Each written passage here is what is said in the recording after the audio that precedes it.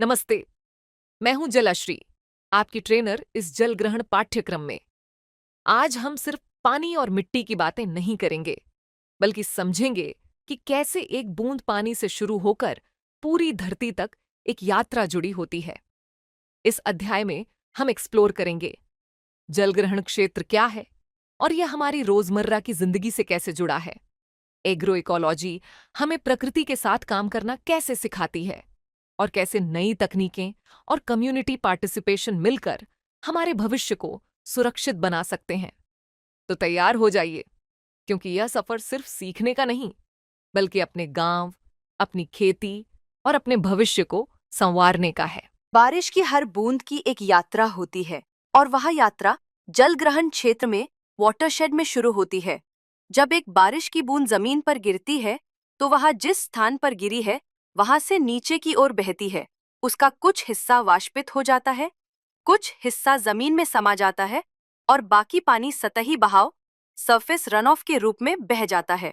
जल ग्रहण क्षेत्र वो भूमि होती है जो वर्षा का पानी इकट्ठा करके उसे एक सामान्य स्थान, नदी, झील, तालाब तक पहुंचाती है। इस जलग्रहण क्षेत्र के भीतर पानी अलग अलग तरह की भूमि और मिट्टी से होकर गुजरता है। भूमि का उपयोग इस बात को बहुत प्रभावित करता है कि पानी किस प्रकार सतह पर बहेगा। ग्रामीण भारत में कृषि भूमि लगभग पूरे जल ग्रहण क्षेत्र का बड़ा हिस्सा घेरती है। मैडम, क्या हर गांव किसी जलग्रहण क्षेत्र का हिस्सा होता है? बहुत अच्छा सवाल रवि। हाँ, हर गांव किसी न किसी जल ग्रहण क्षेत्र का हिस्सा होता है, चाहे वो छोटा हो या बड़ा। जल ग्रहण की सीमा एक भौगोलिक इकाई होती है जो क्षेत्र की प्राकृतिक स्थलाकृति के आधार पर तय होती है।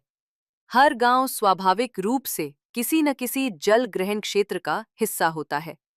कुछ जल ग्रहण क्षेत्रों में 2-3 गांव भी हो सकते हैं। बहुत ही दुर्लभ मामलों में एक गांव 2 जल ग्रहण क्षेत्रों में विभाजित हो सकता है। ऐसे मामलों में योजना बनाने वाले और प्रशासनिक निकाय ये तय करते हैं कि दोनों जल ग्रहण क्षेत्रों का उपचार किया जाए ताकि पूरे गांव को लाभ मिल सके। अगर जल ग्रहण न किया जाए तो बारिश का पानी बिना रुके बह जाता है, मिट्टी कट जाती है और उम्मीद धीरे धीरे खत्म हो जाती है। 2023 के आर्थिक सर्वेक्षण में बताया गया है कि कम से कम 47% आबादी अपनी आजीविका के लिए सीधे कृषि पर निर्भर है। इसके लिए सबसे महत्वपूर्ण प्राकृतिक संसाधन है अच्छी गुणवत्ता वाली मिट्टी और पानी। भारत हर साल कटाव के कारण 5 अरब टन से अधिक मिट्टी खो देता है। हर वर्ष सूखे और सतही बहाव की समस्या का सामना करना पड़ता है। ये हानि पानी और मिट्टी को कृषि और लोगों के लिए उपलब्ध कराने के दबाव को और बढ़ा देती है। बदलते जलवायु के साथ वर्षा और तापमान की तीव्रता ने कृषि की स्थिरता को लेकर गंभीर चिंताएं पैदा कर दी हैं, जो इस पर निर्भर आबादी की आजीविका को खतरे में डाल सकती हैं। डॉक्टर जलाश्री, हम इस नुकसान को कैसे रोक सकते हैं और अपनी पारिस्थितिकी को फिर से ठीक कर सकते हैं? एग्रो इकोलॉजी आधारित जल ग्रहण और प्राकृतिक संसाधन प्रबंधन को समझकर और सही योजना बनाकर हम खराब हो चुके जल ग्रहण क्षेत्रों को फिर से जीवंत कर सकते हैं। ये पाठ्यक्रम हमें सिखाता है कि सही तकनीक और सही आंकड़ों का उपयोग करके किस प्रकार योजनाबद्ध तरीके से काम किया जाए। भारत ने बड़े पैमाने पर जल ग्रहण कार्यक्रम शुरू किए, जैसे IWMP, WDC, PMKSY 2.0, नाबार्ड और अन्य। Indo German watershed development programme IGWDP की शुरुआत 1989 में महाराष्ट्र से हुई और 1992 में नाबार्ड इसकी नोडल एजेंसी बनी। गांव की भागीदारी से मिट्टी और पानी संरक्षण का ये मॉडल बाद में कई राज्यों तक फैला।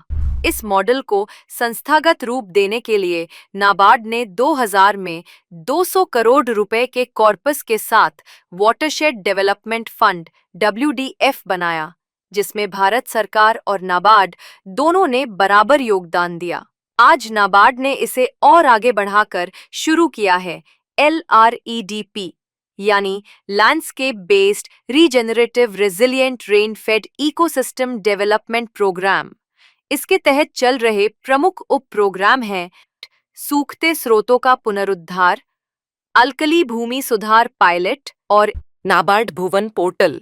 जो वेब आधारित निगरानी सुनिश्चित करता है। इन पहलों से नाबार्ड ने न सिर्फ प्राकृतिक संसाधनों की रक्षा की है, बल्कि ग्रामीण आजीविकाओं को भी स्थायी आधार दिया है। वर्षों से भारत सरकार ने भूमि के क्षरण को रोकने, जल संरक्षण में सुधार लाने और ग्रामीण आजीविका को बेहतर बनाने के लिए कई जल ग्रहण प्रबंधन योजनाएं लागू की हैं। ये यात्रा विभिन्न राज्य स्तरीय पहलों से शुरू हुई, लेकिन एक बड़ा मील का पत्थर 2009-10 में ग्रामीण विकास मंत्रालय के तहत समेकित जल ग्रहण प्रबंधन कार्यक्रम IWMP की शुरुआत थी। इस कार्यक्रम का उद्देश्य वर्षा आधारित क्षतिग्रस्त क्षेत्रों में पारिस्थितिक संतुलन को बहाल करना था और इसने लगभग 39 मिलियन हेक्टेयर क्षेत्र को कवर किया, जिसका कुल बजट लगभग 25,000 करोड़ रुपए था। 2015-16 में IWMP को व्यापक प्रधानमंत्री कृषि सिंचाई योजना PMKSY में समाहित कर दिया गया और ये जल ग्रहण विकास घटक WDC PMKSY के रूप में काम करने लगा, जिसका मुख्य उद्देश्य वर्षा आधारित क्षेत्रों में उत्पादकता और आजीविका में सुधार लाना था। इसकी दूसरी चरण WDC PMKSY 2.0 2021-2026 की अवधि के लिए 2021 में शुरू की गई, जिसके अंतर्गत केंद्र सरकार ने 8,134 करोड़ रुपए आवंटित किए ताकि 49.5 लाख हेक्टेयर अतिरिक्त भूमि का उपचार किया जा सके। इसमें स्प्रिंगशेड प्रबंधन और समेकित कृषि प्रणाली जैसी उन्नत विशेषताएं भी शामिल की गईं। 2025 तक इन कार्यक्रमों के अंतर्गत उपचारित कुल क्षेत्रफल 88 मिलियन हेक्टेयर से अधिक हो गया है और 33,000 करोड़ रुपए से अधिक का निवेश हुआ है। ये टिकाऊ जल ग्रहण विकास में एक बड़ा राष्ट्रीय प्रयास है। अब जल ग्रहण समितियां, स्वयं सहायता समूह, SHGs और ग्राम सभाएं योजना बनाने की अगुवाई कर रही हैं। भारत में जल ग्रहण प्रबंधन के प्रयासों में समुदाय की भागीदारी एक महत्वपूर्ण भूमिका निभाती है। गांव स्तरीय संस्थाओं जैसे जल ग्रहण समितियां और स्वयं सहायता समूहों के माध्यम से स्थानीय समुदाय जल ग्रहण परियोजनाओं की योजना बनाने, उन्हें लागू करने और उनका रखरखाव करने में सक्रिय रूप से शामिल होते हैं। ये समूह धन का प्रबंधन करने, प्रगति की निगरानी करने और लाभों के समान वितरण को सुनिश्चित करने में मदद करते हैं। क्षमता निर्माण के लिए पहले, जैसे टिकाऊ कृषि और जल बजट बनाने का प्रशिक्षण, समुदाय को संरक्षण प्रयासों की जिम्मेदारी लेने में सक्षम बनाती है। सरकार ने वाटरशेड जन भागीदारी प्रतियोगिता जैसी प्रोत्साहन आधारित योजनाएं भी शुरू की हैं, ताकि जमीनी स्तर पर नवाचार और भागीदारी को बढ़ावा और पहचान मिल सके। 2025 तक WDC PMKSY 2.0 नोड ढांचे के अंतर्गत सामुदायिक भागीदारी में उल्लेखनीय वृद्धि हुई है।